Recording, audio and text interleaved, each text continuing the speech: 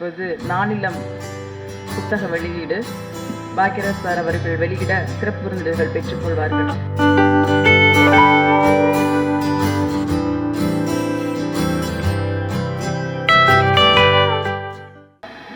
வந்திருக்கிற நண்பர்கள் எல்லாத்துக்கும் என்னுடைய பணிவான வணக்கம். நானிலம் பத்திரிகை ரொம்ப துணிச்சிலிருந்து ஆரம்பிச்சிருக்கான்னு நினைக்கிறேன். ஏன்னா பத்திரிகை இந்த காலத்தில் பத்திரிக்கை படிக்கிற பழக்கங்கிறது இப்போ வர்ற ஜென்ரேஷனுக்கு மாறிக்கிட்டே இருக்குது. எல்லாருமே கையில் செல்ஃபோன் வச்சுக்கிட்டு அதுலேயே டக்குன்னு காலையில் என் வீட்லேயே கூட நான் பார்க்குறேன்.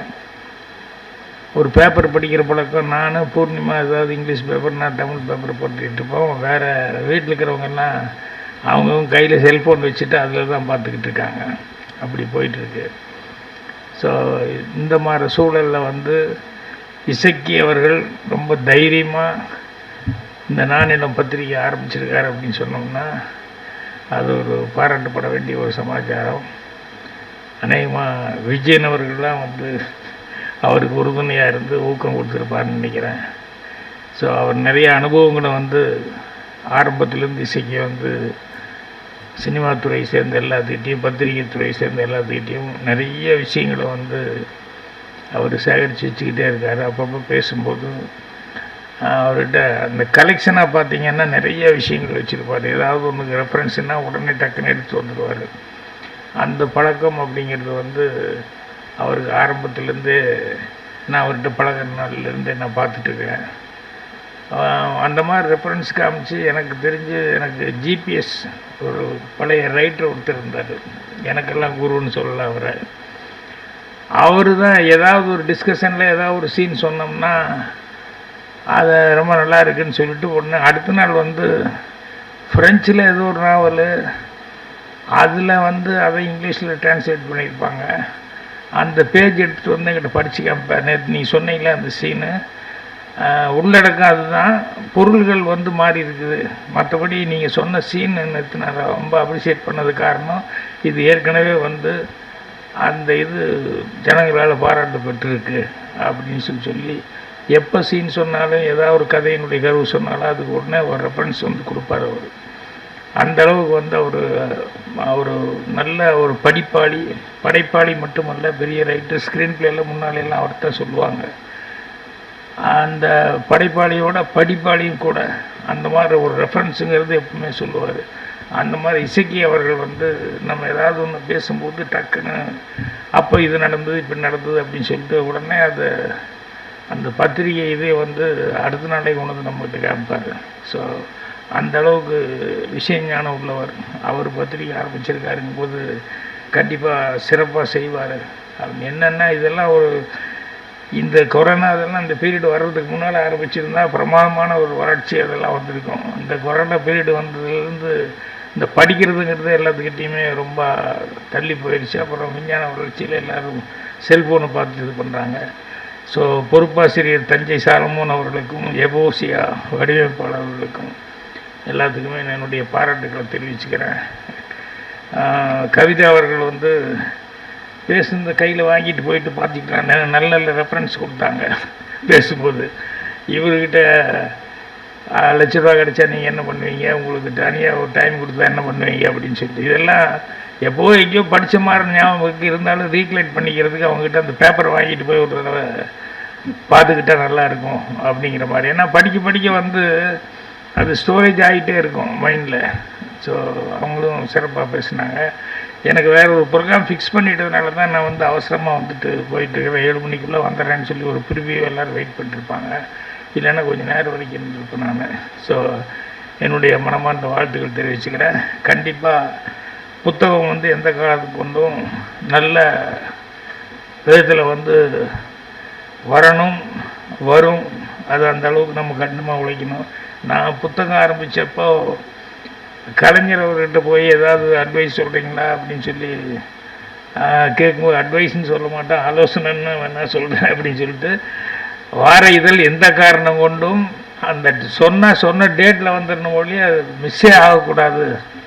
அதுதான் முதல் சக்ஸஸ்ஸு, அதுதான் ரொம்ப முக்கியம் அப்படின்னு சொன்னேன். அந்த மாதிரி நீங்கள் மாத இதழ் அப்படின்னு சொல்லும்போது அந்த மாத இதழை வந்து கரெக்டாக கொண்டு வந்துட்டோம்னு சொன்னோம்னா, ஏன்னா அது அப்படி பழக்கமாகி போச்சுன்னா அந்த டேட்டுக்காக எல்லோரும் படிக்கிற வாசகர்கள் வந்து வெயிட் பண்ணிருப்பாங்க. அதை கீப் பண்ணணும் அப்படின்னு சொல்லி கேட்டுக்கினேன். மற்றபடி உங்களுக்கே புஸ்தகம் நடத்துறதுக்கு நான் முதல்ல சொன்ன மாதிரி விஜயமா ஆட்கள் எல்லாம் இருக்காங்க, எல்லாருமே உங்களுக்கு உறுதுணையாக இருப்பாங்க. எல்லாத்துக்கும் என்னுடைய மனமார்ந்த நன்றியை தெரிவிச்சுக்கிறேன்.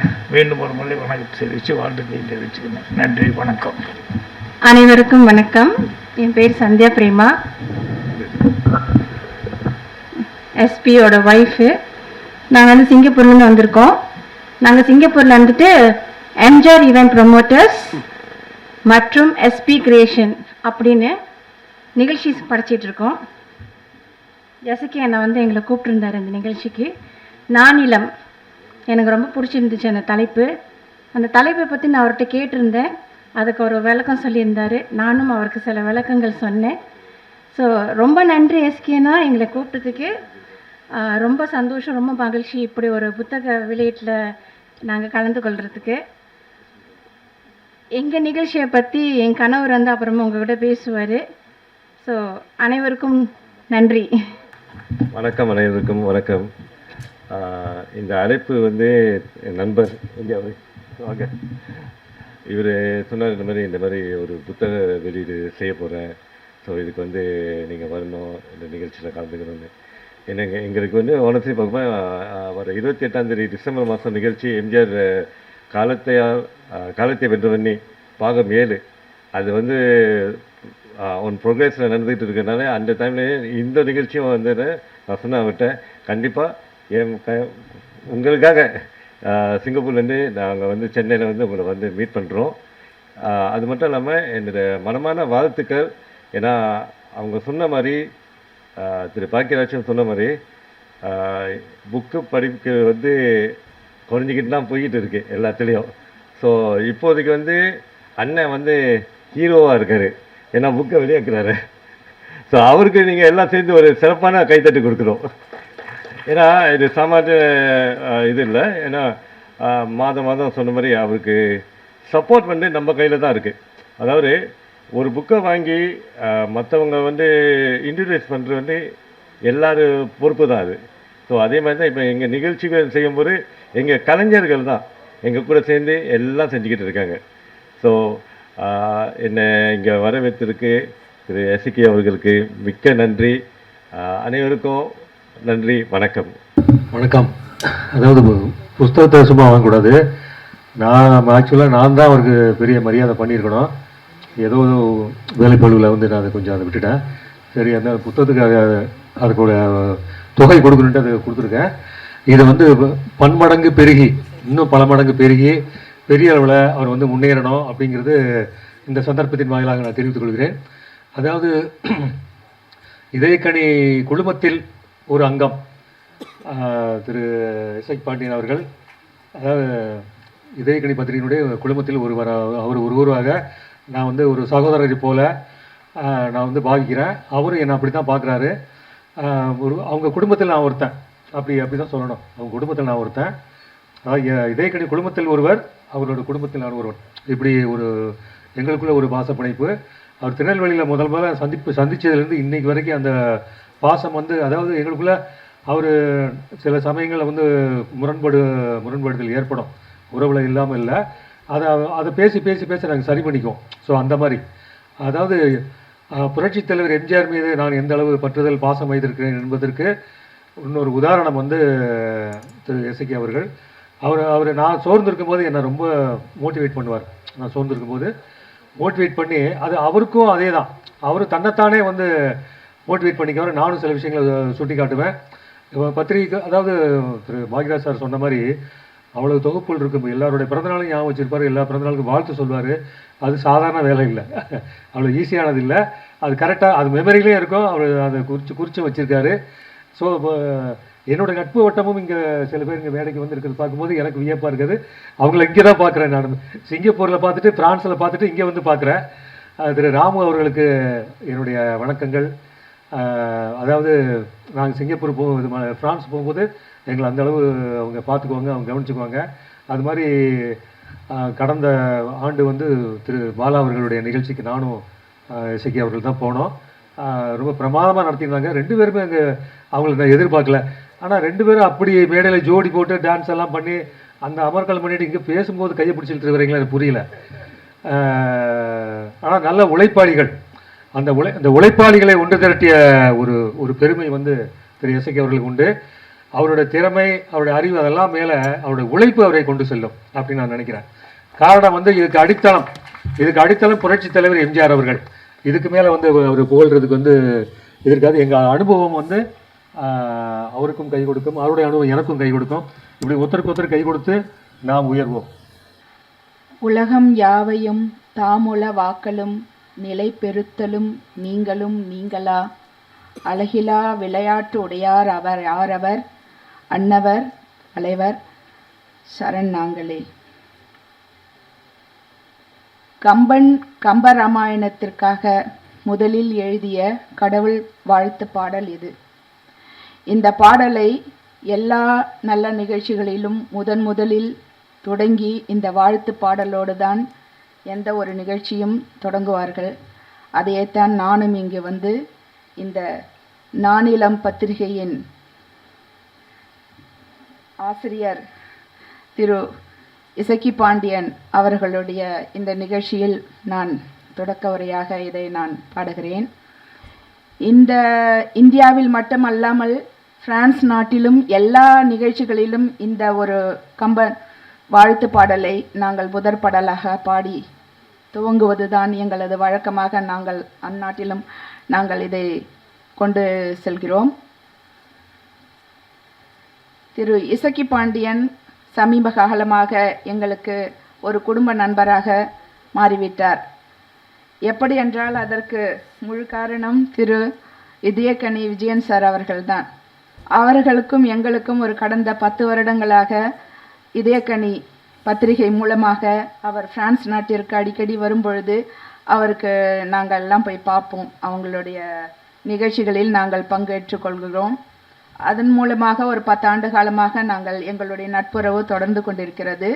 அவர் மூலமாக இசக்கி பாண்டியனை எங்களை அறிமுகப்படுத்தியது இன்னும் மேலும் எங்களுக்கு சிறப்பாக அமைந்து விட்டது.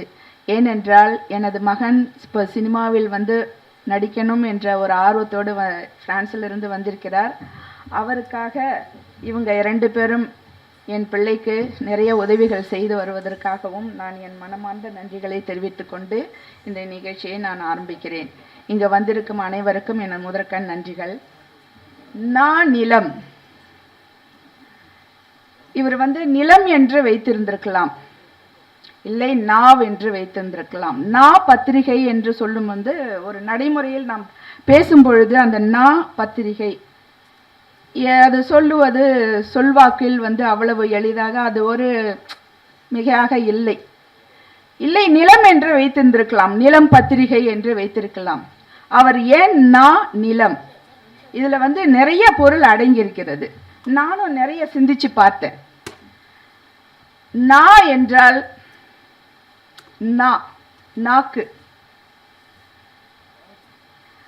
அதாவது நமது நாவின் மூலமாக நாம் பேசப்படுகின்ற வார்த்தைகளின் சொல்லும் என்று சொல்லலாம்.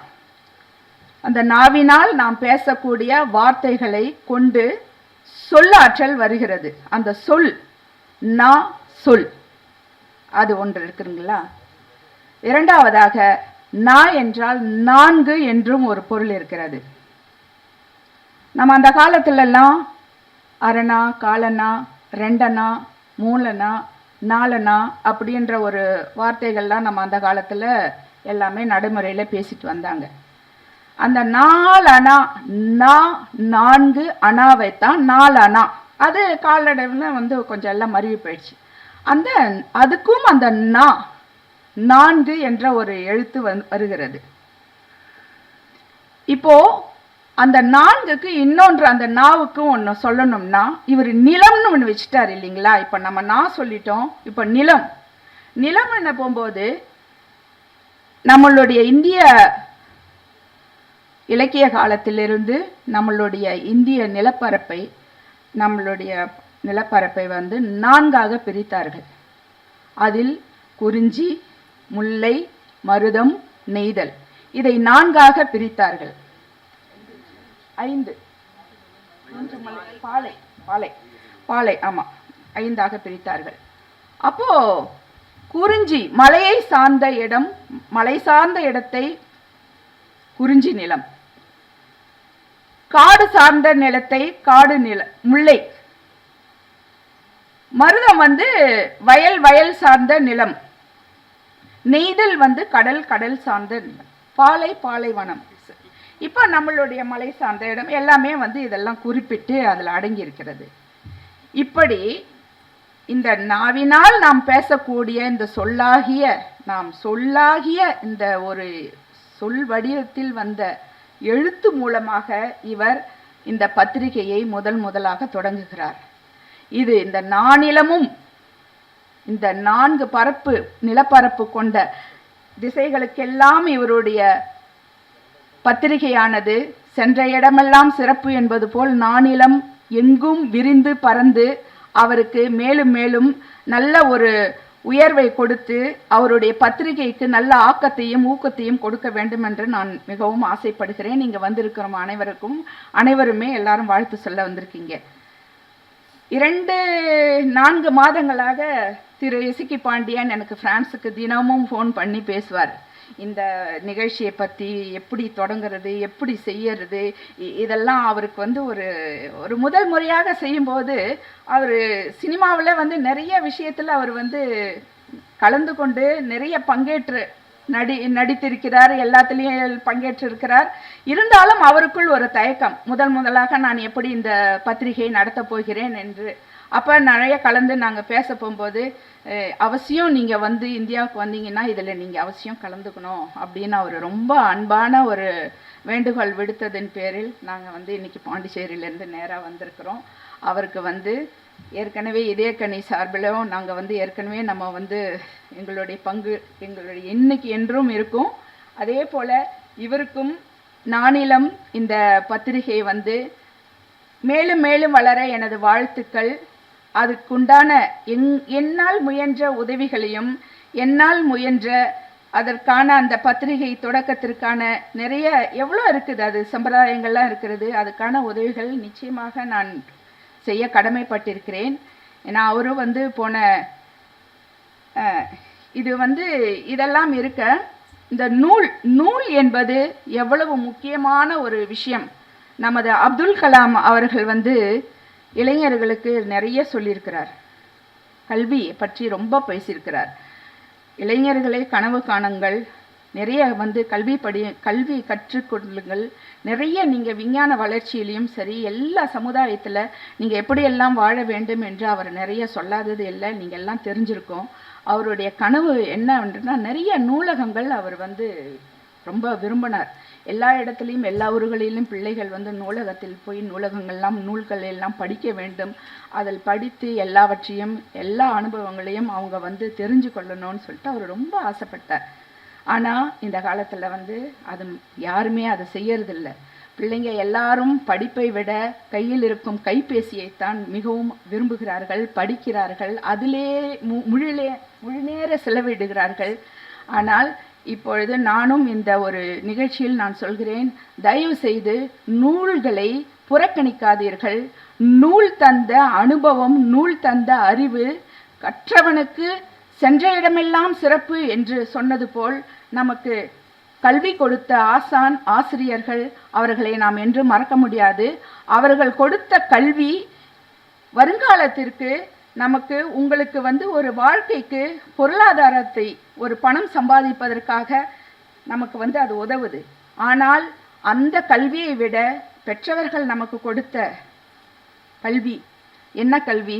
அறிவு செல்வம் கொடுத்தாங்க, பாசத்தை கொடுத்தாங்க, கற்றுக் கொடுத்தாங்க, வளர்ப்பு கற்றுக் கொடுத்தாங்க, சம்பிரதாயத்தை கற்றுக் கொடுத்தாங்க, நம்மளுடைய வாழ்க்கை நம்மளுடைய எல்லாத்தையுமே கற்றுக் கொடுத்து பெற்றவங்க வளர்த்தாங்க. அதையும் நம்ம கற்றுக்கொள்ள வேண்டும். அனுபவத்தால் நம்ம வாழ்க்கையில் நிறைய நம்ம கற்றுக்கொண்டு தான் கொண்டு இருக்கிறோம் இதுவரை. அதாவது சுற்றத்தார்களிடமிருந்தும் சொந்தக்காரர்களிடமிருந்தும் கூட பிறந்தவர்களிடமிருந்தும் அக்கம் பக்கம் நமக்கு தெரிந்தவர்கள் நண்பர்கள் எல்லாரிடமும் ஒரு அனுபவத்தை நாம் கற்றுக்கொண்டு வாழ்ந்து கொண்டிருக்கிறோம் இன்று வரையில். அதில் நல்லதும் இருக்கிறது, கெட்டதும் இருக்கிறது. நாம் பலாப்பழத்தில் எப்படி ஒரு பழத்தை நாம் சுவையாக சாப்பிட்டு விட்டு அந்த முள்ளை தூக்கி போடுகிறோமோ, முள் நிறைந்த அந்த தோலை தூக்கி போடுகிறோமோ, அதுபோல நம் வாழ்க்கையில் நம்ம சுற்றி நடக்கின்ற விஷயங்களில் இருக்கும் நல்லவற்றை மட்டும் எடுத்துக்கொண்டு தீயவற்றை நாம் எடுத்து போட வேண்டும் என்பதே தான் எனது ஆசை. அதையே நம்மளும் செய்யணும். இந்த குழந்தைகள், வருங்கால குழந்தைகள் தயவு செய்து புத்தகங்களை அதிகம் படிக்க வேண்டும். இன்று நான் இந்த ஒரு இசக்கி பாண்டியன் அவர்களினுடைய அரங்கத்தில் உங்களுடைய முன்னிலையில் நான் பேசுகிறேன் என்றால், நான் நூல்களை நான் சிறு வயதிலிருந்து அதிகம் படித்தவள். எனக்கு சின்ன வயதிலிருந்தே நிறைய புத்தகங்கள் நான் படிச்சிருக்கேன். பிரான்ஸுக்கு போயிருந்தாலும் என்னுடைய தந்தையார் பொன்னியின் செல்வன், கடல் புறா, பாண்டியன் கனவு, சிவகாமியின் சபதம், இது போன்ற பெரிய பெரிய நாவல்களை எனக்கு பரிசாக கொடுத்து படிக்க சொல்வார். அதை நான் என்றும் இன்னமும் வைத்திருக்கிறேன். நான் தினம் அடிக்கடி எனக்கு ஓய்வாக இருக்கும் நேரங்களில் எல்லாம் நான் படித்து கொண்டிருப்பேன். அதுக்கப்புறம் நம்ம பெரியவங்களா ஆக போகும்போது நிறைய எல்லாருடைய நாவலையும் நான் படித்திருக்கிறேன். ராஜேஷ்குமார் சார், சாண்டில், அவங்க லேனா தமிழ்வாணன் அவர்களுடைய நாவல்கள், அனுராதா ரமணன், அப்புறம் சுஜாதா அவர்கள், எல்லாம் இன்னும் எனக்கு இப்போ ஞாபகம் இல்லை. இதெல்லாம் நான் சிறு வயதில் நிறைய படித்தேன். இந்த படித்ததனுடைய அனுபவம், அதனுடைய இதுதான் நான் நினைக்கிறேன். அது ஒரு இத்தனை காலம் கடந்து என்னுடைய தந்தைக்கோசரம் நான் ஒரு நூலை நான் முதலாக இந்த போன ஒரு 2 மாதங்களுக்கு முன்பு ஒரு நூல் வெளியீட்டு விழா செய்தேன். அதை தான் இப்பொழுது உங்கள் எல்லோருக்கும் இவர் நினைவு பரிசாக கொடுப்பார் உங்களுடைய எல்லோருக்கும். என்னுடைய தந்தையை பற்றி அவர் மறைந்து ஒரு ஆண்டு காலம் ஆகிவிட்டது. அவரின் நினைவாக அவரோடு வாழ்ந்த நாட்களை பற்றி, அவரோடு பின்னி பிணைந்த அந்த ஒரு பாசத்தை பற்றி நான் ஒரு புத்தகமாக எழுதியிருக்கிறேன். ஏன் இதை நான் சொல்கிறேன்னா, அந்த நூல் படித்ததனுடைய விளைவு தான் நான் இந்த மேடையில் நின்று நான் பேசுகிறேன். அதை நான் பெருமையோடு சொல்லுகிறேன். அதனால் எல்லோருமே தயவு செய்து நூல்களை புறக்கணிக்காதீர்கள். இவர் மாதம் எழுதிய புத்தகத்திற்கு ஆதரவு கொடுங்கள். எல்லோரும் நூல் வாசிப்போம். இவருடைய நானிலம் போற்ற நான் சொன்ன மாதிரி அவருடைய புத்தகத்திற்கு என்னுடைய வாழ்த்துக்கள், என் குடும்பத்தாருடைய வாழ்த்துக்கள். அம்மாவும் உங்களுக்கு வாழ்த்துக்கள் சொல்ல சொன்னாங்க. ரொம்ப நன்றி, வணக்கம். எனக்கு வாய்ப்பளித்து பேச அமைத்ததுக்கு நன்றி, வணக்கம். மேடையில் இருக்கும் அனைவருக்கும், முன் அமர்ந்திருக்கும் நண்பர்களுக்கும், பெரியவர்களுக்கும், என் அன்பு சொந்தங்கள், பத்திரிகையாளர்கள் அவர்களுக்கும் இந்த மாலை வணக்கம். இசக்கி சாரை பற்றி மட்டும்தான் பேச முடியும்னு நினைக்கிறேன். சும்மா ஏதாவது உட்காந்து பேசிகிட்டு இருப்போம். அதை செய்யலாம், இதை செய்யலாம், டெல்லிக்கு போகிறேன், அங்கே போகிறேன், இங்கே போகிறோம் பாரு, என்னடா ஏதாவது சொல்லிகிட்டே இருக்காரு அப்படின்னு நம்ம யோசித்தோம்னா அதை திடீர்னு முடிச்சுட்டு நிற்பார். இப்படி தான் ஏதோ ஒரு நாள் இந்த பேச்சு தொடங்குச்சு. நானிலம்ங்கிற பேச்சு என் மூலமாக தான் தொடங்குச்சின்னு நினைக்கிறேன். இந்த பேர் நான் என்ன நினச்சேன்னா, வெறுமனே இதை ஒரு டிஜிட்டல் மேகசின் அப்படிங்கிற மாதிரி தான் யோசித்திருந்தேன். அப்படி தான் கொண்டு வருவாரோ அப்படின்ற ஒரு எண்ணம் இருந்தது. திடீர்னு பார்த்தாக்க நான் புத்தகமாக கொண்டு வந்துட்டேன் அப்படின்றார். வாழ்த்துக்கள் நானிலம் புத்தகத்துக்கு. அதே மாதிரி அவரோட இன்னொரு கனவு, மிகப்பெரிய கனவு இருக்குது. நெல்லையில் ஒரு நூலகம் ஏற்படுத்தணும் அப்படிங்கிறது. எனக்கு தெரிஞ்சு அதையும் சீக்கிரம் செஞ்சிருவாருன்னு நினைக்கிறேன். இந்த திவ்ய நானிலம் மிகச்சிறப்பாக வர்றதுக்கு என்னுடைய அன்பும் வாழ்த்துக்களும். திவ்யாவுக்கு இன்றைக்கி சீமந்தமும் சேர்த்து வச்சுருந்தா ரொம்ப நல்லா இருந்திருக்கும். அடுத்த ப்ரமோஷனுக்கும் இசக்கி சார் காத்திருக்கிறாரு, தாத்தாவாக போகிறாரு. அதுக்கும் என்னோட வாழ்த்துக்கள். நன்றி. இந்த நானிலம் பத்திரிகை வெளியீட்டு விழாவிற்கு வருகை தந்திருக்கும் அனைவருக்கும் என்னுடைய முதற்கண் வணக்கம். அவையில் வீச்சிருக்கும் அனைவருக்கும் என் வணக்கத்தை தெரிவித்துக் கொள்கிறேன். இன்னைய சூழ்நிலையை பார்த்தீங்க அப்படின்னா, மொபைலுக்கு தான் முக்கியத்துவம் கொடுக்குறாங்க. ஆனாலும் இந்த புத்தக வெளியீட்டு விழாவுக்கு இவ்வளோ பேர் வந்திருக்கிறதே மிகப்பெரிய விஷயந்தான். ஏன்னா ஒரு சிறுதுளி பெருவெள்ளங்கிற மாதிரி இங்கே இவ்வளோ பேர் நம்ம குழுமி இருக்கும்போது இவர்கள் மூலயமா இந்த புக்கு நானிலம் முழுக்க மிக சிறப்பான வகையில் நம்ம எல்லோரும் கொண்டு போகிற கடமை நம்ம எல்லாருக்குமே இருக்குதுன்னு நினைக்கிறேன். சமீப காலமாக எனக்கு இசக்கி அண்ணன் அவர்கள் பழக்கம். ஆரம்பத்தில் அவரை வந்து நான் சார்ந்து தான் கூப்பிட்டுட்டு இருந்தேன்.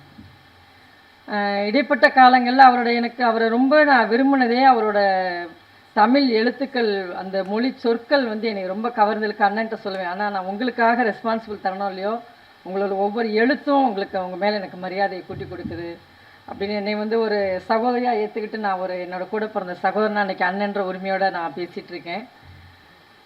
ஒவ்வொரு தமிழ் எழுத்துக்களும் ஒவ்வொரு தமிழ் முத்துக்களையும் பரல்களையும் சிதறி கிடக்க உலகமெங்கும் சிதறி கிடக்க முத்து பரல்களை அவர் ஒவ்வொன்றாக பொறுக்கி கோர்வையாக கோர்த்து எவ்வளவு சிரமமாக இருந்திருக்கு யோசிச்சு பாருங்கள். அந்த கோர்வையை இன்றைக்கி ஒரு நல்ல நூலாக நமக்கு எல்லாருக்குமே கொடுக்குறாரு. நமக்காக இல்லை, தேசமெங்கும் இந்த நூல் வந்து போகணுன்றது.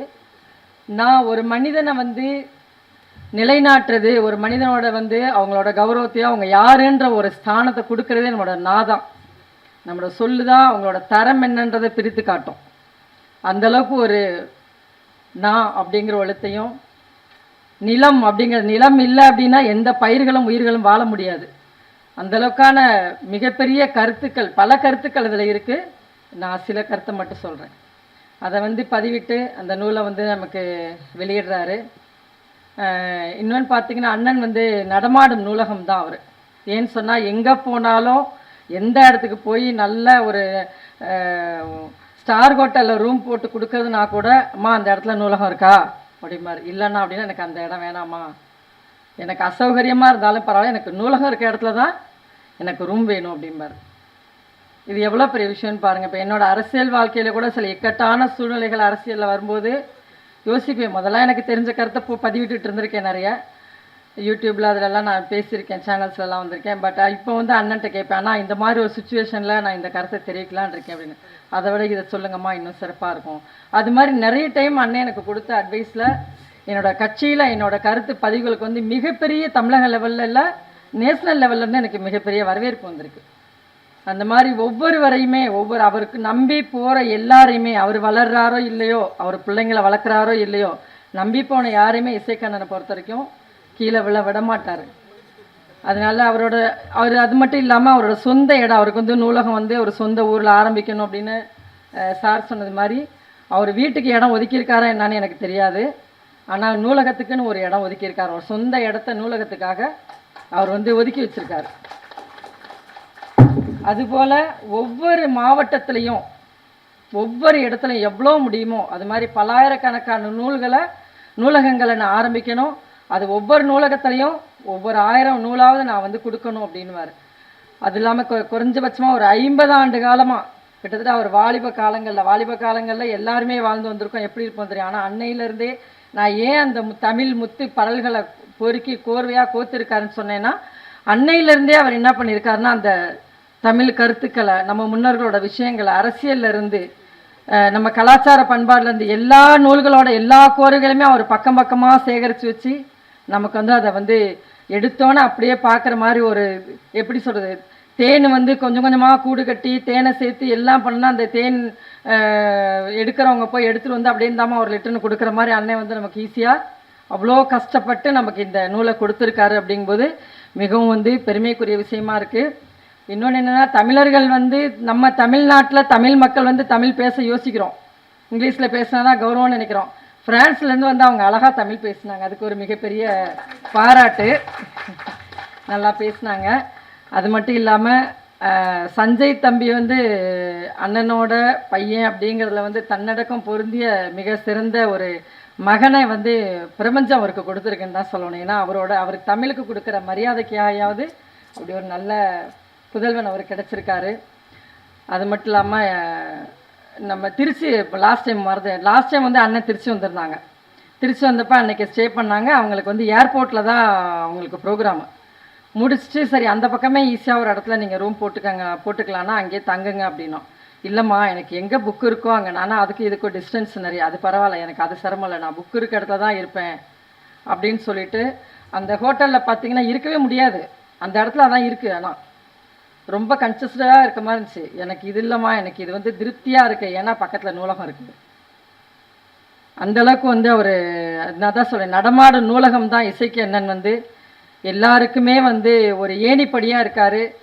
ரெண்டாவது விஷயம், இந்த நூலை வந்து நான் ஒரு கட்சியில் இருக்கிறதுனால சொல்கிறேன், அந்த தமிழ் பற்றி எனக்கு நிறைய இருக்குது. அதன் அடிப்படையில் இந்த நூலை வந்து இந்த நானிலம் முழுக்க கொண்டு போய் பட்டி தொட்டி எங்கும் மக்களை படிக்கக்கூடிய, குழந்தைகளை படிக்கக்கூடிய அளவுக்கு அவரோட கருத்துக்கள் அப்படி தான் இருக்கும். வேணா செல்லு பார்க்குறவங்க அவரோட நூலை பார்த்தாங்கன்னா இந்த நூலை அடுத்தடுத்து படிக்கலாமேன்ற ஆர்வம் உள்ள அளவுக்கு தான் அவரோட கருத்துக்கள் இப்போயே பதிகிட்டு இருக்காரு. பார்த்துருக்கேன் ஒரு சில பேஜ். அதனால் அப்படிலாம் கொண்டு போகிற கடமை எங்களுக்கு இருக்குது.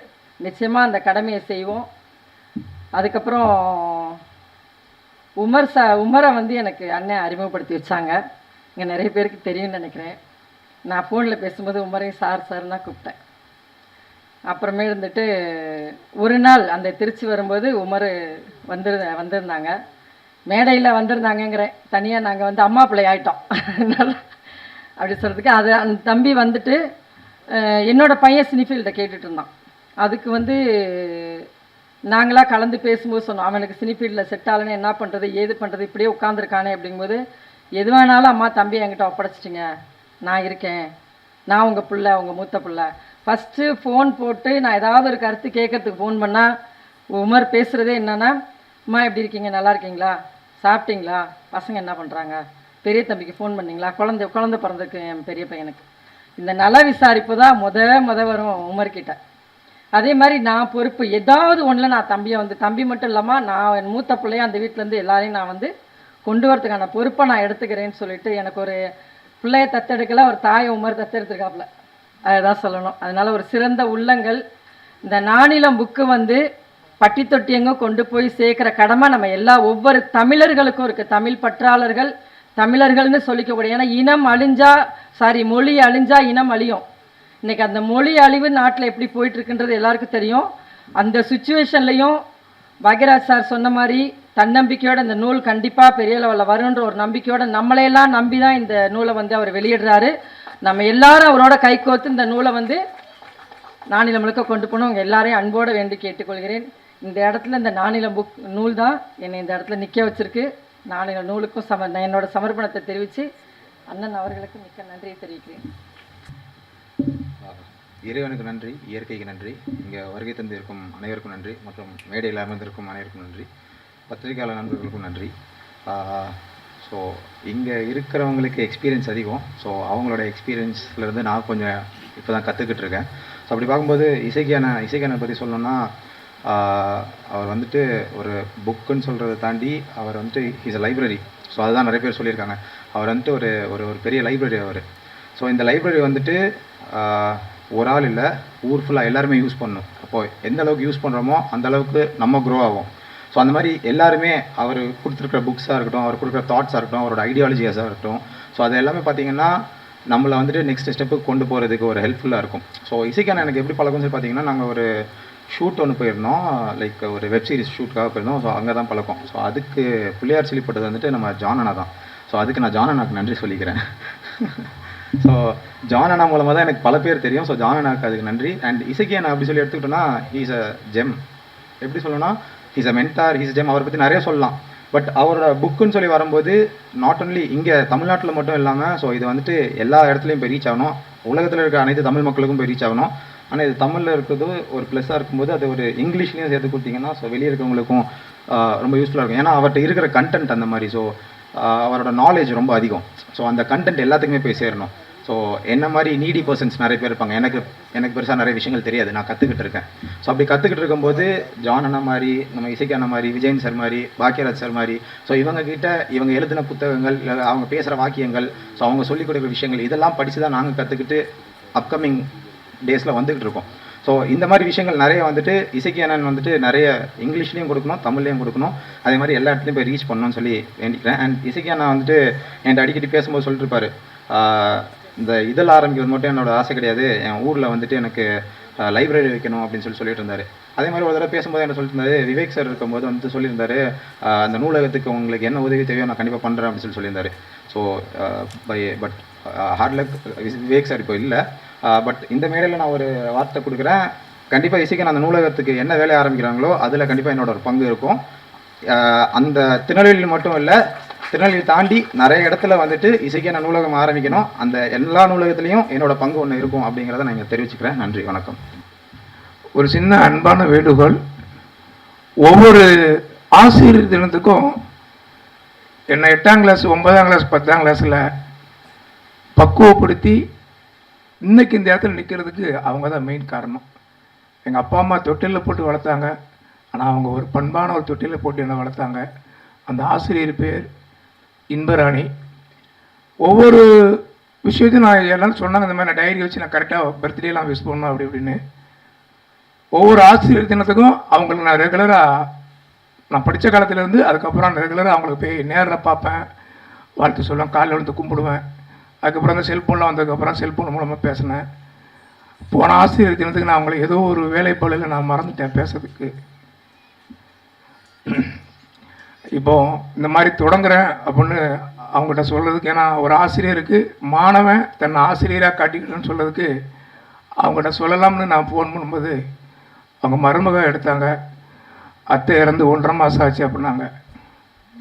ஒரு நிமிடம் அவங்களுக்காக ஒரு சின்ன அஞ்சலி நம்ம செலுத்துவோம் அந்த ஆசிரியருக்காக.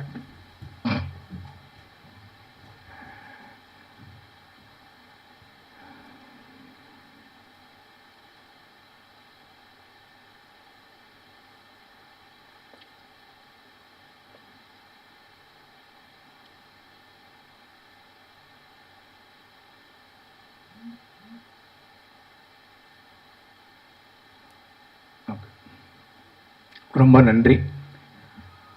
அப்புறம் எங்கள் அப்பா அம்மா, அண்ணன் குடும்பங்கள் எல்லாரும் என்னை வளர்த்து ஆளாக்குனாங்க ஒரு பொண்ணுமுள்ள மனிதனா.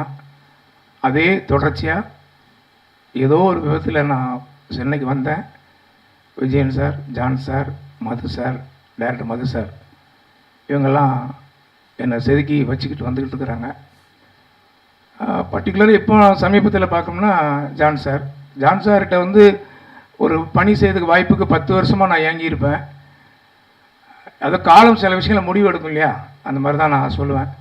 அப்போ திடீர்னு அவரே ஒரு நாள் சும்மா இப்படி சுற்றி வரீங்களே, இந்த மாதிரி கொஞ்சம் ஒர்க் பண்ணுங்க அப்படின்னால ஒர்க் பண்ண இடத்துல எல்லாத்தையுமே அவருக்கு பேரை காப்பாற்றி கொடுத்த நம்பிக்கை எனக்கு இருக்குது. அடுத்தது விஜயன் சார், எனக்கு ஏதாவது மன கஷ்டம்னா அவர்கிட்ட தான் சொல்லுவேன். அப்போ அவர் எனக்கு ரூட்டை கிளியர் பண்ணி விடுவார். இவங்கெல்லாம் எனக்கு கிடைச்சதுக்கு ஒரே காரணம் என்னுடைய மகன். முதல்ல அவனுக்கு ஒரு பெரிய நன்றி சொல்லணும் சஞ்சய். ஏன்னா நான் எங்கேயோ எப்படியோ இருந்துக்கிட்டு இருந்தேன். இன்றைக்கி இவ்வளோ பெரிய ஒரு ஸ்டேஜ் இந்த அரங்கத்தில் நான் பேசுகிறதுக்கு காரணம் அவன் தான். அவன் மூலமாக ஒரு ஆள் கிடச்சி, அவர் மூலமாக கிடச்சி, அப்படி விட்டு டக்கு டக்குன்னு செயின் பிளாக். அதுமாதிரி என் மகள் திவ்யா, அவன் மூலமாக ஒரு அதை கல்வி சம்மந்தப்பட்ட விஷயங்கள் அவளுக்கு கிடைச்ச அருமையான மாப்பிள்ளை. நான் இப்போ கூட மாப்பிள்ளைன்னு கூட கூப்பிட மாட்டேன், வாடா போனது பேசுவேன். சின்ன குழந்தை தான் அவனை நான் தூக்கி வளர்ந்த பிள்ளை. அதுக்கப்புறம் என் மனைவி ஒரு மாதத்துக்கு முன்னாடி ஒரு பிரபல திரைப்பட நடிகை கிட்ட பேசிக்கிட்டு இருக்கும்போது ஒரு கதை கேட்டாங்க, ஒரு லவ் ஸ்டோரி கதையை. லவ் ஸ்டோரி கதை கேட்டு முடிச்சோன்னா 2 கிளைமேக்ஸ் அவர் சொன்னார். நான் அதை சொல்ல மாட்டேன், பயந்துடுறாங்க. அப்போ சொல்லும்போது அப்போ அது லவ் ஸ்டோரி, அது ரொம்ப இன்வால்மெண்ட்டோட கேட்டுச்சு. கிளைமேக்ஸ் இப்படி செல்லாம் இப்படி செல்லாங்க. அப்போ அசைக்கு சார் எப்படி சார் அப்படின்னாப்புல ஏதோ ஒரு விதத்தில் ஒரு கருத்து நான் பதிவிட்டேன். என்ன கல்யாணம் பண்ணதுனால தான் என் மனைவி என் கூட சேர்ந்து கஷ்டப்படுதா போலக்குன்ட்டு பல சந்தர்ப்பத்தில் ஃபீல் பண்ணியிருக்கேன். இன்றைக்கி அதை சரி பண்ணிட்டேன். சரி, நார்மலுக்கு வரேன். எல்லோரும் வந்திருக்கீங்க. முதல் வணக்கம். செதுக்கியவர்களை சொல்லிட்டேன். Vijayan sir, John sir, Paris madam, Mahalakshmi தங்கச்சி சார், சிங்கப்பூர் சார், எல்லோரும் வந்திருக்கீங்க. யாராவது பேர் விடுபட்டிருந்தால் மன்னிச்சிடுங்க. இந்த கம்ப்யூட்டர் உலகத்தில் இப்படி செல்ஃபோன் பயன்படுத்துகிற காலகட்டத்தில் புத்தகம் வாழ்ந்து கொண்டு தான் இருக்கிறது. அது ஒன்றும் வீழ்ந்து விடவில்லை. சில கரையான்கள் மாதிரி செல்ஃபோன்கள் அதை அரிச்சிக்கிட்டு இருந்தாலும் அப்பப்போ தூசி தட்டி நம்ம சரி பண்ணிக்கிடுறோம். அதை கண்கூட நம்ம பார்க்குறோம். புத்தக கண்காட்சி நடக்கும்போது நம்ம பார்க்க தான் செய்கிறோம். புத்தகங்கள் விற்பனையை பார்க்க தான் செய்கிறோம். அதை சரியாக நம்ம ஒரு பயணிச்சா நல்லா இருக்கும். நான் எங்கள் அப்பாவுக்கு அப்புறம் நான் என்னை யாரும், என் மகனை தவிர வேறு யாரும் என்னை கையேந்தி என்னை பிடிக்கிறது இல்லை. அப்படி ஆனால் அதுக்கு அடுத்து என் குடும்பத்துக்கு அப்புறம் என்னை தாங்கி பிடிக்கிறது புத்தகங்கள் மட்டும்தான். என் கையில் புத்தகம் இல்லாமல் நான் எங்கேயும் நான் ட்ராவல் பண்ணவே மாட்டேன். திருநெல்வேலியிலே சொல்லுவாங்க, நீதிபதிகளே சொல்லுவாங்க, புத்தக பூச்சி வந்துட்டாரியா அப்படிம்பாங்க. என் கூட வந்து காலத்தில் சொல்லுவாங்க, என்ன புத்தக பூச்சியும் கூட்டு வந்துட்டீங்களா அப்படிம்பாங்க நீதிபதியே. சில நீதிபதிகள் பழக்கத்தில் அந்த மாதிரி கையில் எப்பயும் ஒரு புக்கு வச்சுருப்பேன். அப்போ அவங்க ஏதாவது ஃபேமிலி பிரச்சனை அது இது சொல்லும்போது அந்த புக்கை கையில் கொடுப்பேன். குமுதமோ ஆனந்த விகடனோ பாக்கியாவோ இது ஏதோ ஒரு புக்கை கையில் கொடுப்பேன். இதை கையில் பிடிச்சிக்கிட்டு போயிட்டே இருங்க சார், உங்கள் பிரச்சனை வராது அப்படிம்பேன். மறுநாள் சொல்லி வச்ச மாதிரி வருவார். நான் போனவொன்னே அந்த புக்கை படித்தேன், ஆனந்த விகடன் படித்தேன், குமுதம் படித்தேன், பாக்கியா படித்தேன், அது எனக்கு ஒரு மாறி இருக்குது அப்படிம்பாங்க. மற்றவங்களை மாற்றுவதற்கு என்ன தேவை பெரிய மருந்துன்னா அது புத்தகம் மட்டும்தான் நீங்கள் கொடுத்து உதவலாம். அது ஒரு சிறப்பான மருந்து. சில நேரங்களில் சில விஷயங்கள் நம்ம படிக்கும்போது நமக்கு ஏதோ ஒன்று தோணும். எனக்கு நிறைய தோணும். ஒரு 20 லட்சம் கண்டென்ட், இதில் அநேகமாக ஒரு 25 கண்டென்ட் தான் இருக்குன்னு நினைக்கிறேன். ஒரு 20 லட்சம் கண்டென்ட் இந்த மாதிரி வச்சுருக்கிறேன். இந்த புக்கு மீதி புக்கு ஞாயிற்றுக்கிழமைக்கு என் கைக்கு மொத்தமாக வரும். 2000 புக்கு ஆர்டர் கொடுத்துக்கிறேன். இந்த விநாயகர் சதுர்த்தி அதுன்னு சொல்லி ஒரு நெருக்கடியான நிதி நெருக்கடி வர அந்த சமயத்தில் எனக்கு கொஞ்சம் நெருக்கடி ஆச்சு. அதை நான் சிறப்பாக செஞ்சிட்டோம்.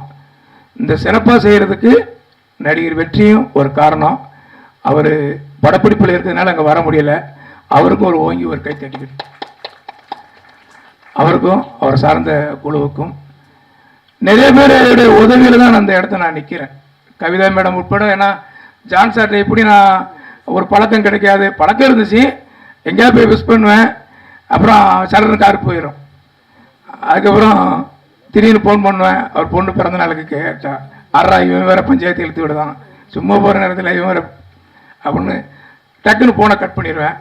இந்த ஃபோனை கட் பண்ணுற பழக்கத்தை என்னை மண்டையில் குட்டி குட்டி குட்டி ஒழுங்காயிருங்கன்னு சொல்லி சில விஷயங்கள் எனக்கு அவரை கற்றுக் கொடுத்துருக்காரு. நிறைய விஷயங்கள் உங்கள்கிட்ட நான் ஆசிரியராக கற்றுருக்கிறேன். அதே மாதிரி பவானி மேடம் அம்மா, எங்கள் அம்மாவுக்கு அப்புறம் அவங்கள பார்க்கும்போது எனக்கு அம்மாவோட ஒரு இது கிடச்சிது.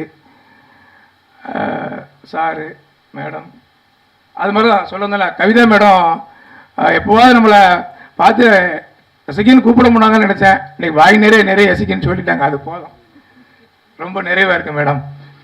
அப்புறம் பத்திரிகையில் வந்திருக்க நண்பர்கள் கணேசன் உட்பட, ஹரிபாபு சார், மற்றவங்க பேர் எனக்கு தெரியல சார், நான் என் தப்பாக எடுத்துக்கிட்டாங்க. உண்மையிலேயே நான் ரொம்ப சந்தோஷப்படுறேன். இன்றைக்கி இருக்கிற நெருக்கடியில், இன்றைக்கி இருக்கிற நிகழ்ச்சிகளில் எனக்காக இன்றைக்கி இப்படி வந்தது. அங்கே ஒரு மேடம் இருக்காங்க, குண்டுன்னு இருப்பாங்க எப்போவுமே. அவங்க எல்லாம் நாங்களாம் ஒரே டீம் தான். நான் சினிமாவில் நடிக்க போனாலும் நடிச்சிருக்கிறேன். 2-3 படங்கள் வரும். அது வரும்போது பாய் கூட ஒரு படம் நடிச்சிருக்கிறேன். அந்த வெப்சீரிஸ் வந்துன்னா ரோட்டில் போகிற கூட எனக்கு காரி துப்பிடுவான். ஆமாம், உண்மைக்கும் இவன் என்ன இவ்வளோ மோசமான நாளையும் யோக்கியமாக லைப்ரரி கட்ட போகிறான் அப்படின்பா. அந்த வாய்ப்பு கொடுத்த டைரக்டர் மதுராஜ்.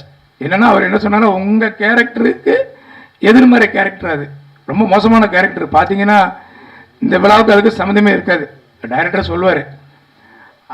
அந்த மாதிரி அந்த இதில் வெப்சீரிஸ் வந்து நான் கொஞ்சம் உலகம் போவேன்.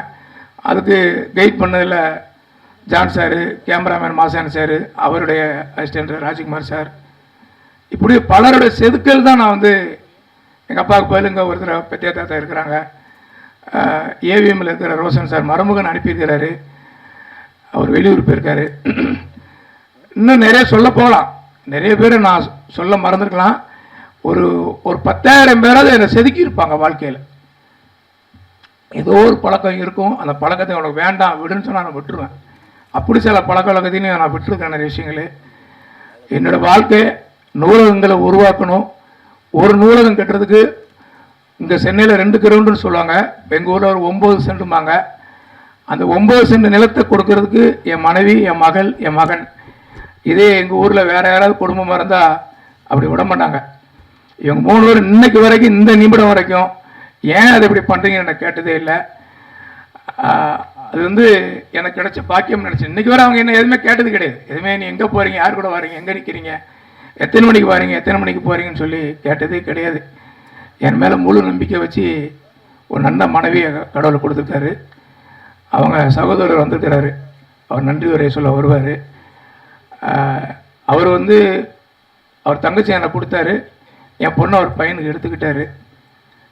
ஒரு பண்டமாற்று முறை. இந்த பண்டமாற்று முறை எங்கேருந்து வருதுன்னா, தூத்துக்குடியில் விளையிற உப்பு கல்கத்தாவுக்கு கொண்டு போவாங்களாம். அந்த காலத்தில் 6 மாதம் அந்த வண்டி பாதை போகும். அதுதான் அந்த வண்டி பாதை. இன்றைக்கி இருக்கிற நேஷனல் ஹைவேஸ் போகிறான், அந்த காலத்தில் வண்டி பாதையாக இருந்திருக்கு.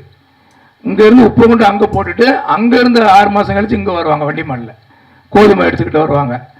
இந்த பண்டமாற்று முறை மாதிரி வாழ்க்கையில் சில விஷயங்களை நம்ம மாற்றிக்கிடுவோம். ஒவ்வொரு விஷயங்களும் அப்படி தான்.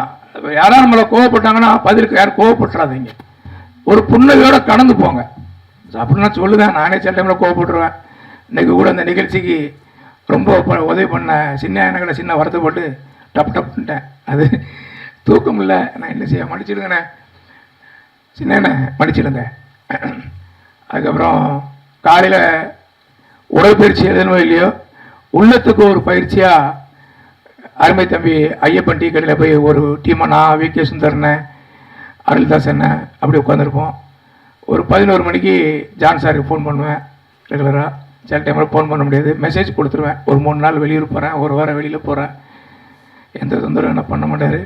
எங்கள் குடும்பம் என்ன எப்படி என்னை சுதந்திரமாக கருத்து சொல்ல வச்சுருக்கோ, வாழ வச்சுருக்கோ, அதே மாதிரி தான் இன்றைக்கி என்னை இயக்கிக்கிட்டு இருக்கிற டைரக்டர் மதுராஜும் சரி, ஜான் சாரும் சரி, விஜயன் சார் சரி, அவங்ககிட்ட நிறையா முரண்பாடுகள், கருத்து வேறுபாடுகள் நிறைய பேசுவேன். எனக்கு மனசில் பட்டதை சொல்லிடுவேன், அவங்க அதை கேட்ச் பண்ணிக்கிடுவாங்க, புரிஞ்சுக்கிடுவாங்க. இப்படி தான்ட்டு நிறைய நூலகங்கள் கட்டணும், தெருவுக்கு ஒரு நூலகம் உருவாக்கணும்னு இந்த விழாக்கு நீங்கள் வந்தீங்க. இதுக்கு ஒரு சபதமாக எடுத்துக்கிடுங்க. தெருவுக்கு நூலகம் நீங்கள் கட்டினீங்கன்னா நீங்கள் வாழ்ந்ததுக்கான வரலாறு உங்களுக்கு தானாக உருவாகும். ஒவ்வொருத்தரும் வந்தாங்க வாழ்ந்தாங்க போனாங்கன்னுட்டு இல்லாமல் ஒரு நூலகம் கட்டுங்க. நான் என் சார்பாக ஒரு 1000 புக்கு நான் தருவேன். அதை நான் உறுதிப்படுத்துகிறேன். அதுக்கான வேலையை நிறைய பண்ணிக்கிட்டு இருக்கிறேன். அதுக்காகவே நம்ம தனியாக வீடு எடுத்து, ஃபேமிலி தனி வீடு, எனக்கு தனி வீடு எடுத்து அதுக்கான வேலைக்கு நிறைய நைட் அண்ட் டே பண்ணிக்கிட்டு இருக்கிறேன். நிறைய புத்தகங்களை சேகரிச்சுட்டு இருக்கிறேன். பவானி மேடம் ரொம்ப நன்றி, மகாலட்சுமி மேடம், சிங்கப்பூர் அண்ணன் மேடம், யாருக்கு நன்றி சொல்லணுங்கிறது இல்லை, ஆனால் எல்லாருக்கும் நான் நன்றி சொல்லுவேன். குறிப்பிட்ட ஆளாக நான் இப்போ ஜாயாளுக்கா சிறந்த நண்பர் வந்திருக்கிறாரு, உறவினர்கள், எங்கள் அண்ணன் பையன், அண்ணன் பொண்ணுலாம் வந்திருக்கிறாங்க, அக்கா வந்திருக்காப்புல, சார் வந்திருக்காப்புல. ரொம்ப நன்றி, ரொம்ப நன்றி, ரொம்ப நன்றி. புக்கு 100 புஸ்தகத்துக்கு நான் வாங்கிக்கிறேன். வந்த உடனே எனக்கு கொண்டு வந்து கொடுத்துருங்க, அதுக்குள்ள தொகை நான் கொடுத்துட்றேன். இது மாதிரி நண்பர்கள் ஊக்கப்படுத்தணும்னு நான் கேட்டுக்கிறேன். அப்புறம் இன்னொரு விஷயம், இந்த மேடையில் ஒரு முக்கியமான விஷயம் எப்படி மிஸ் ஆனதுன்னு தெரியல. எனக்கு யோசிச்சுக்கிட்டு தான் ஏதோ ஒன்று மிஸ் ஆகுதுன்னு பார்த்தா எசக்கி அதை மிஸ் பண்ணியிருக்காரு. தாய், அதாவது இந்த உலகின் மிகப்பெரிய ஒரு விலை மதிப்பில்லாத ஒரு பொக்கிஷம் தாய். அந்த தாயை 100 வயசு வரைக்கும் அவர் பார்த்துட்ருக்கார். 100 வயசு வரைக்கும் அவங்களை பார்த்துட்ருக்காருன்னா அது பார்த்துக்கிட்டாருங்கிறத விட அவங்க மனைவி இருக்காங்க பார்த்தீங்களா, அவங்க பார்த்துக்கிட்டது மிகப்பெரிய விஷயம். இதுக்காக நான் உங்கள் 2 பேருக்கு நான் வணக்கம் சொல்கிறேன். ஏன்னா தெரியும் அவங்கள பற்றி. முகநூலில் தாயை பற்றி போட்டுக்கிட்டே இருப்பார், ஏதாவது ஒரு விஷயம் போட்டுக்கிட்டே இருப்பார். அந்த உணர்வு உங்களை வாழ வைக்கும், அந்த உணர்வு உங்களை உயர்த்தும். அது நீங்கள் இன்னும் மேலே மேலே வருவே. இது இவரை மாதிரி எல்லாரும் இருக்கணும். தாயை கடைசி வரைக்கும் வீட்டில் வச்சு பார்த்து கொடுங்க.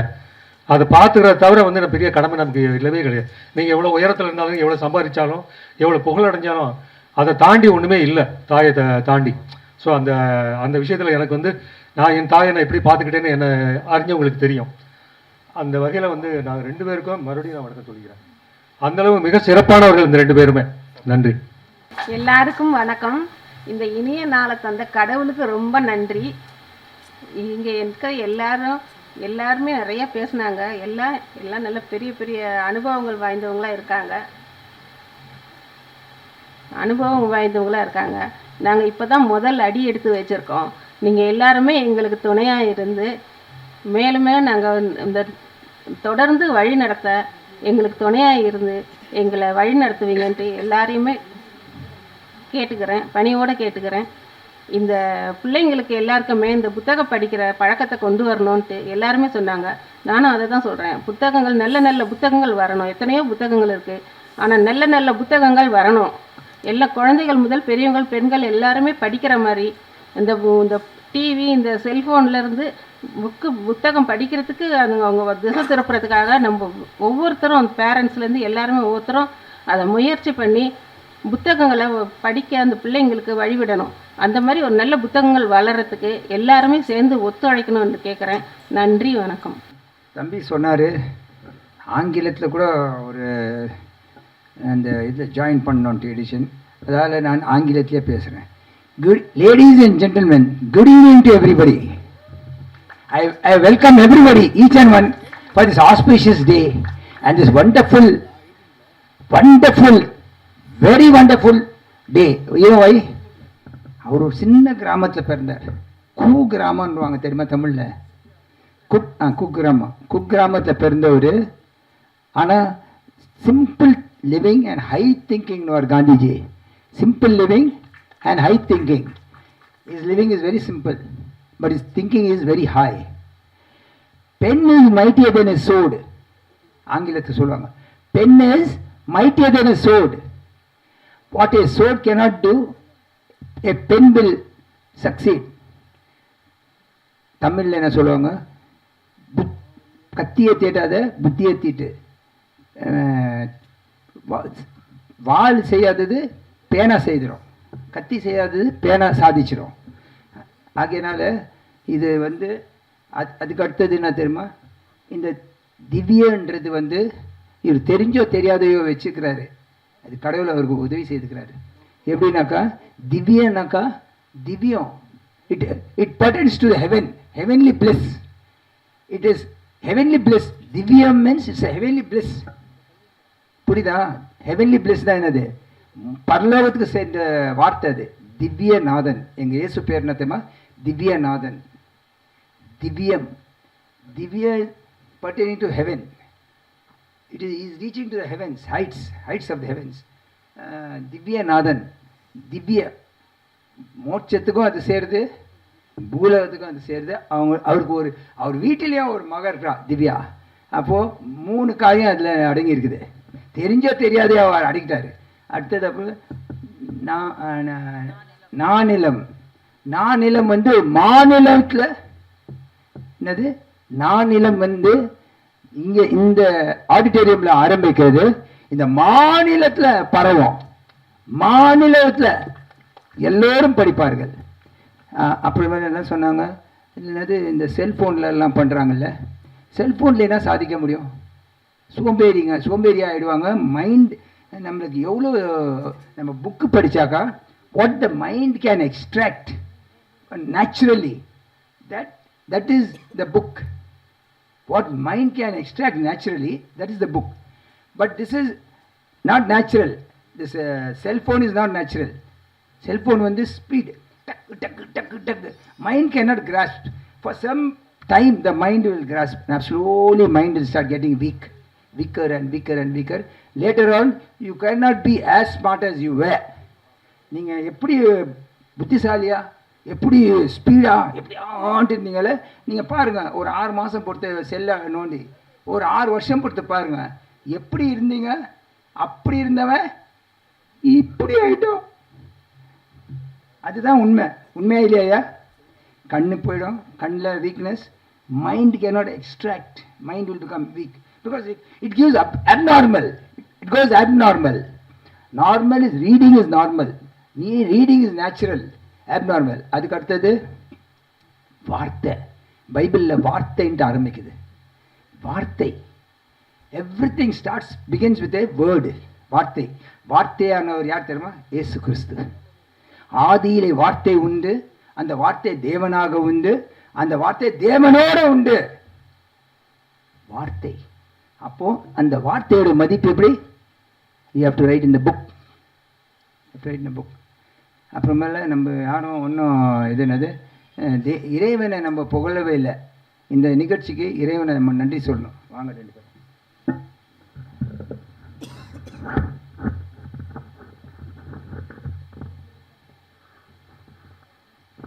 வாங்க. எந்தன் கண்மலையானவரே, என்னை காக்கும் தெய்வம் நீரே.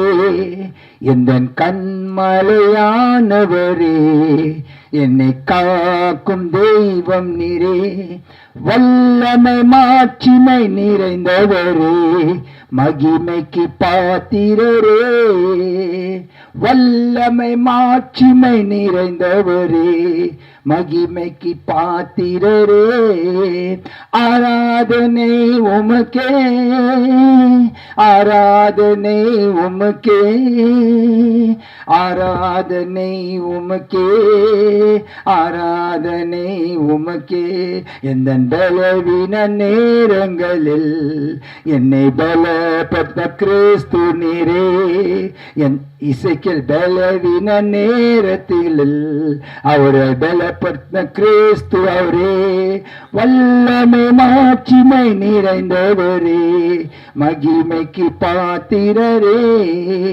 ஆராதனை உமக்கே, ஆராதனை உமக்கே, ஆராதனை உமக்கே, ஆராதனை உமக்கே. ஆண்டவரே, இந்த ஞானத்தை கொடுத்தீங்க இசைகளுக்கு, இந்த தமிழ் வார்த்தைகளை கொடுத்தீங்க. ஒரு என்சைக்ளோபீடியாவை போல சில சேகரிக்கிறதுக்கு சில ஞானத்தை கொடுத்தீங்க. அதுக்கெல்லாம் ஸ்தோத்திரம். இந்த இந்த புத்தக வெளியிடுறதுக்கு எல்லாத்துக்கும் ஒருத்தனையாக இந்த எல்லாத்தையும் சாதகமாக முடிச்சு எந்த குறையும் இல்லாதபடிக்கு நீங்கள் ஆசீர்வதிங்க அவரை. நானும் ஆசீர்வதிக்கிறேன். இயேசு நாமத்தினாலே இவங்களை ஆசீர்வதிக்கிறேன். ஆமேன். அதே போல் என்னை இந்த தமிழில் எனக்கு எனக்கு நான் பொம்பாயில் போயிருந்தேன், தமிழே படிக்கலை. அதான் என்ன செய்தேன், என் மகளை அட்வான்ஸ் தமிழ் படிக்க வச்சேன். அப்போது தமிழ் எனக்கு ரொம்ப ரொம்ப பிரியம் தமிழ் மேலே. ஆனால் எனக்கு தமிழ் தான் வராது சரியா. தமிழ் மேலே ரொம்ப பாசம் எனக்கு. தமிழ்னாக்கா அவ்வளோ இஷ்டம் எனக்கு. ஆனால் எனக்கு தமிழ் சரியாக வராது. ஆனால் இப்போ கொஞ்சம் கற்றுக்கின தமிழ். அதான் எங்கள் குடும்பத்திலேயே ஒரு ஆசிரியர் இருக்கிறார். அதுக்கு ரொம்ப சந்தோஷம். கர்த்தர் ஒரு பரிசு கொடுத்தாரு. அது எங்கள் குடும்பத்தில் யாருமே இந்த மாதிரி ஒரு டைரக்டரோ இந்த இதுலேயே இல்லை. அதனால ஒருத்தர் கொடுத்துக்கிறார். I thank God for everything. Amen.